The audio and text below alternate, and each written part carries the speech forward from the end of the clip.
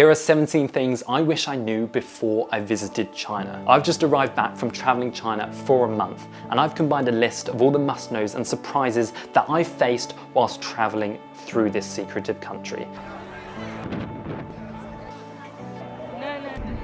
Let's waste no time and start with number one, and that is you must bring your passport wherever you go in China. And before actually landing in the country, I didn't realize this, but it's actually a legal requirement to bring your passport. You're gonna need it for all types of things, whether you're booking attractions, whether you're booking trains, everything kind of in China requires ID. Especially when you're traveling on trains, you're gonna actually have to scan your passport in the automatic barriers. And even if you're just popping out to the convenience store, technically you still need to bring your passport. And one thing to note, they never accept a photocopy. Now, number two is Google Maps does not actually work in China. Now, if you've got a VPN, which I'll talk about later, it does kind of work, but obviously no one uses it. So it's not very useful. Things are out of date and most things aren't even on there. Now, the apps you can use are Apple Maps and Maps.me. These work relatively well, but it's not what the Chinese use. The Chinese use apps like Baidu Maps, and honestly, we had it and it's so confusing. Everything's in Chinese. Number three is all about safety. Now, a lot of people worry about, is it safe to go to China? But I felt incredibly safe as I've ever felt anywhere, probably safer than London. And there are cameras everywhere, but as long as you're not doing anything wrong, I really don't see a problem with it. Now, even my partner, Amelia, was saying is how safe she felt, even when she was walking around by herself. China is safe. Fourth on the list is make sure you have travel insurance when you're going to China or wherever you may be going in the world. For over 2 years now, I've been using SafetyWing as my travel insurance provider whilst I go abroad, and they are the partners of today's video. Whether we were camping on the Great Wall of China or hiking in the mountains of Zhangjiajie, we were comforted knowing that if anything went wrong, we would be covered with SafetyWing. Under SafetyWing policy, you get covered for many different things whilst you are traveling. And one of the great benefits, which I love as a digital nomad, is your flights home are actually covered if something bad happens, such as a family member passing away. Obviously, touch wood, nothing like this ever happens, but as a nomad myself, I know this is a potential unexpected cost I can just avoid by being covered with SafetyWing. As you probably know, I spend a long time abroad, away from home,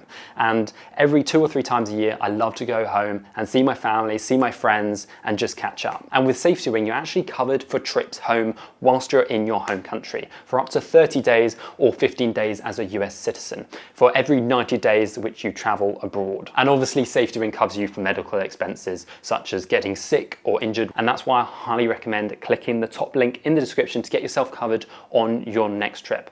Go get yourself covered, and let's move on to number 5, which is use Didi. Didi is an application you can get on your phone, and it's basically the Chinese equivalent of Uber or Grab. And it is super affordable, probably more affordable than like Grab in Indonesia or Grab in Thailand. I was amazed, and you can practically get them anywhere. I think every place we visited in China over a month, there was Didis. Whenever you want, you can just call a Didi and it would literally arrive in a couple of minutes. There must be so many. And now using the Didi app is really simple. It's just like Uber and it's in English, which is a very important thing if you don't speak any Chinese. It's gonna make things much easier than trying to speak to taxi drivers over translation apps and stuff. Download Didi. If you don't speak Chinese, it's gonna be your lifesaver. Number 6 is you need mobile data whilst you're in China. Mobile data is used for loads of stuff like WeChat, Alipay, looking up stuff, using translation apps. Just trust me, especially if you don't speak Chinese, you're gonna need mobile data. Now, what I did was get an eSIM because eSIMs are so much easier because you can get them before you even enter the country. And the 2 eSIM providers that I kind of use is Olafly and Airalo.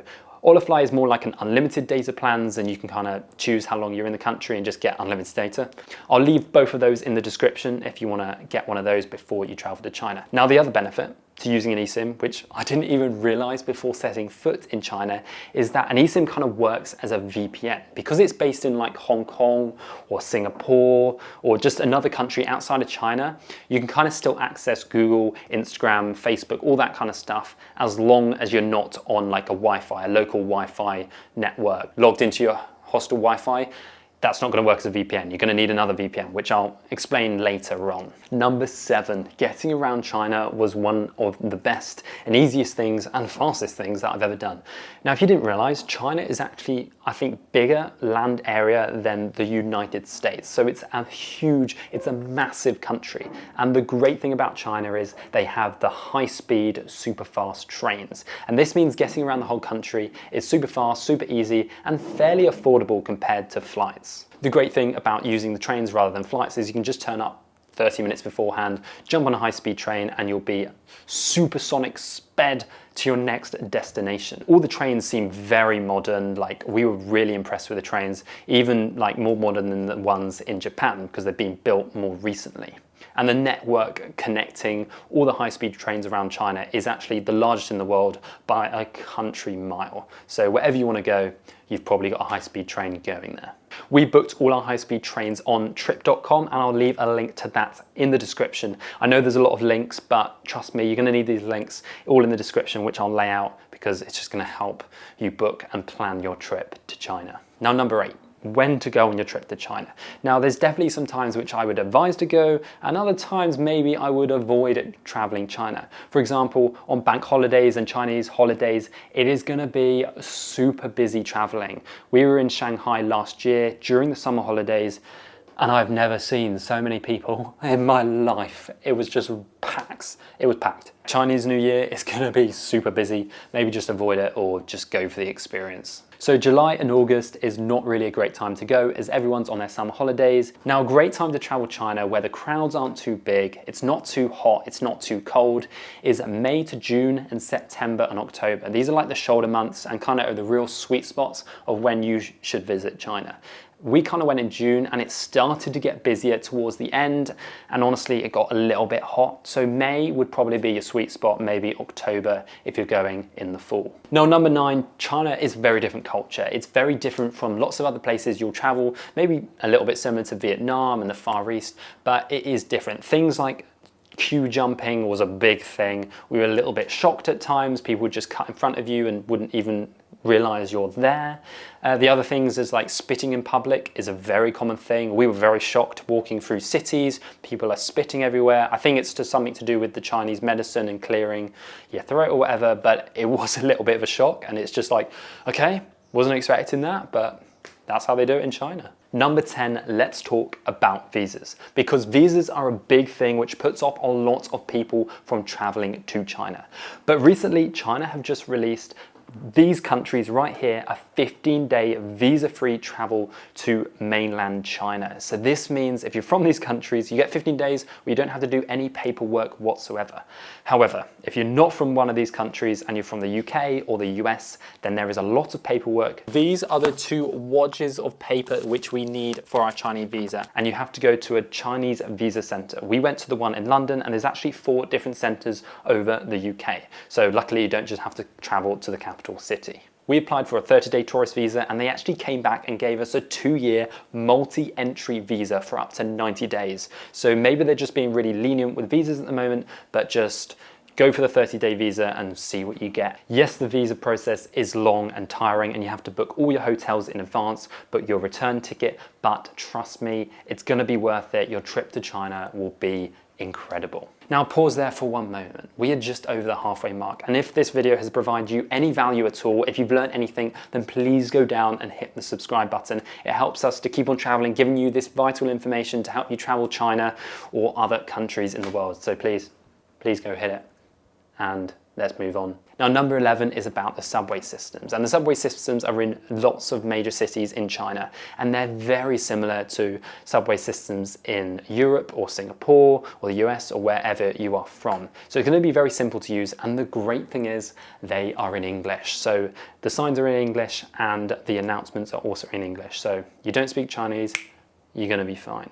Now, one thing to remember, because we got confused, is that once they translate it from the Chinese characters to the English way of spelling stuff, a lot of the stations are very, very similar. Look at all the letters and just make sure that they match where you're trying to go, because some stations are really similar. So we ended up a couple of times going to a different station which had a very similar name to the station we were trying to go to. Number 12 is about the food. So in China, they kind of did it a little bit different in some restaurants, and you'd order food for like the table or your group that you were in. You put it in the middle and then you kind of share, and you can try like little different bits. We didn't realize that at first, but we kind of got to the gist and was kind of seeing what other people were doing. Just try loads of food whilst you're in China, because we were impressed at how good the food was. And it was also super affordable too, especially once we get to the south. Outside of Beijing and Shanghai, the big cities, stuff, especially food, gets cheaper. Surprisingly, they actually have loads of McDonald's, loads of Starbucks, loads of KFCs everywhere in China. There's probably more